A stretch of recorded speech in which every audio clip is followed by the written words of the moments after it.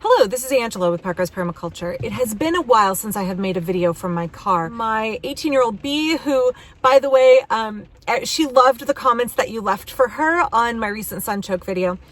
Her mock trial team is going to state again this year. Last year they were state champions and they went to nationals, and they are hoping for a strong performance this year. So I had to schlep across town in horrible traffic and rainy weather for her to get an extra practice in. This video is probably going to be controversial. I want to say in advance that we don't have to agree on everything. I am my own independent person. You are your own independent person. We can do permaculture together and we can have shared values without having to be completely homogenous. I think homogeneity in permaculture is not a good thing. But I also think needing to have everybody in exact alignment with you is counterproductive to fostering real community and learning how to get along with people that are maybe not aligned with you in a lot of areas, but have to function with you is really important. Those are important skills in permaculture, and we're in an increasingly fractured society. But I'm still going to launch in with a controversial opinion. So a while ago, I made two videos where I talked about my concerns about PDCs. Those are permaculture design certificate courses. And I ticked off a lot of people with those videos because, let's be real, PDCs are the bread and butter for a lot of permaculture businesses. There are many permaculture businesses, farms, consultants who cannot stay in the black without the thousands of dollars that they charge for their permaculture design certificate course. I encourage you to go watch those videos. My thoughts have evolved a little bit, probably not in the way those folks were hoping, but I have not gotten a PDC on purpose for several reasons. That doesn't mean that there aren't great PDCs. In fact, the one here at Oregon State University is purported to be really good. I have several friends who've taken it and really found it useful. But when Bill Mollison originally crafted the idea of a PDC, it was more about organically sharing information so that people had the very preliminary set of basics and felt equipped to start their journey in permaculture. I don't think Bill ever imagined it as being a money-making machine, as almost a pyramid scheme where in order to teach a PDC, you must have a PDC. It feels a lot like college academics to me, actually, where I have a PhD and you all have to take my classes in order to work toward your PhD, where you all want to work in academia, but very quickly there's going to be a bottleneck, right? Where everyone who is a student is not able to convert to being a teacher. So this whole notion of if you want to teach a PDC, you've got to take a PDC from me, then you can turn around and host a PDC and make a bunch of money off of it. It's not sustainable. It's not really a permaculture model. And I don't think permaculture intended to be capitalist. Now you could say, rightly so, Angela, you are a woman who has a permaculture business in America. Yeah, I totally am. But you notice nothing of mine is behind a paywall. I flirted for a while with the idea of having members only content on YouTube because a number of other permaculture channels that I watch have that. And it just doesn't sit well with me. I don't like the idea of anything in permaculture being behind a paywall. I think folks should be fairly compensated for their expertise and labor, absolutely. But I don't like the idea of gatekeeping that information and making it only accessible to folks who can afford to pay, take time off from their jobs, and have childcare for their children. So I'm not a fan of PDCs as they stand now. And I'm not a fan of the fact that there is a proliferation of them, especially in, America for sure, but in a lot of other places. Now, I got some feedback in my previous video about how, in some corners of Europe, there's a lot of oversight about who can teach a PDC, a really kind of advanced gatekeeping structure of who gets certified to be able to teach them. But the reality is that you only need to do a PDC in order to be able to teach a PDC. So I posted on my Facebook page yesterday saying, controversial opinion, the last thing that permaculture needs is more white American dudes offering a PDC.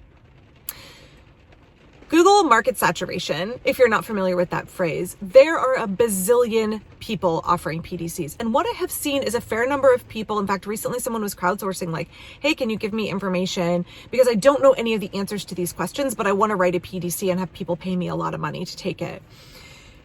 There are endless options for online regional and off-site, travel and have a vacation PDC, right? There are PDCs all over the world. The majority of them are taught by white men. Now, that's not to say there aren't PDCs hosted by women and people of color. Of course there are. But the power players in permaculture, much like in most of the world and much like in American society, are white men. And that sentiment that I made rankled a couple of folks, white men who do permaculture and teach PDCs. Again, you don't have to agree with me here, but what I have noticed as the admin for a very large permaculture group, and I was talking with Green Lady Permaculture, who is another admin in that group, about this, we got to a point in that group where we had to say, I can't approve posts about PDCs anymore, because we were sometimes getting more than a dozen a day, like every day, post after post after post after post that was an ad for come take my PDC, come pay thousands of dollars, anywhere from like $1,500 to sometimes $10,000 to do a PDC. And these ads were overwhelming, and they were overwhelmingly run by white men. So when I say that I think the last thing permaculture needs is more folks hawking their permaculture design certificate course, I'm speaking from my own experience adminning a very large group with, I think, 70,000 followers, where this was a real problem. So what I ended up doing was saying, hey, we have a pinned post. If you have a PDC, drop a comment with the link and folks can go find it and sign up if they want. But I'm not going to spam this group with a dozen posts a day of folks advertising their very expensive PDCs that most folks don't have the ability to afford for various reasons. So when I look at permaculture and I look at what we're saying with the ethics of earth care, people care, and fair share, I don't see how turning PDCs into a capitalist enterprise, into a money-making machine where there's a very high cost of entry, I don't see how that really fits into my understanding of what permaculture is. I think it's super fine to create free content and say, if you enjoy what you're watching, if you enjoy what you're reading, please donate to Patreon or throw some bucks at somebody's PayPal. Like, absolutely support creators, support folks with expertise. It's no secret I've been working on 2 books. And again, one thing I was talking with Sarah Green about was, books are something that we have to purchase, but I very much believe in supporting public libraries. And if I ever get my books published, one of the first things I'm doing is buying a copy and putting a copy in every local library in my area, because I want people to be able to read my books if they can't afford them. I don't like the idea of saying the only way you can do permaculture and be legitimate in permaculture is if you have a PDC, because not everybody can afford that. And all of that information in a PDC is already readily accessible for free, by reading books that you get from the library, by watching YouTube creators, by listening to podcasts like the Permaculture podcast. So I know that may rankle some folks, but I think that we need to look at, if you're in a position of power, and please don't tell me, because this is one of the things that got hinted at, was you're being a reverse sexist and a reverse racist, Angela. You can't be sexist or racist toward the folks that are in power, right? Look at the power dynamic and realize that those isms are a form of oppression, and you can't be oppressed if you are the one in power. We have a lot of really valid concerns in permaculture about colonialism, about harvesting of indigenous technology and ideas without giving credit to those communities, and that white people are writing the books that make a profit off of that. White people are teaching the PDCs that make a profit off of indigenous ideas. And those are really valid criticisms. And I think that we should be having those hard conversations. In fact, I have an upcoming video where I want to talk about, should we go move somewhere to do permaculture? Should we go move to a different location where land is cheaper in order to do permaculture? Because colonialism is a real factor. I will definitely dive into that more. Let me just wrap it up here by saying, if you're a white dude and you're doing a PDC, your PDC may be excellent. It may be really, really well thought out. You may be an excellent instructor. Your course may be much needed in your community and highly sought after. That's great. I hope you will look at the avenues to offer scholarships, to offer childcare, to offer accessibility for folks with disabilities in your PDCs to make them more accessible. But if you have not yet crafted a PDC, I think it's really good to pause and say, what do I want to contribute to the permaculture community?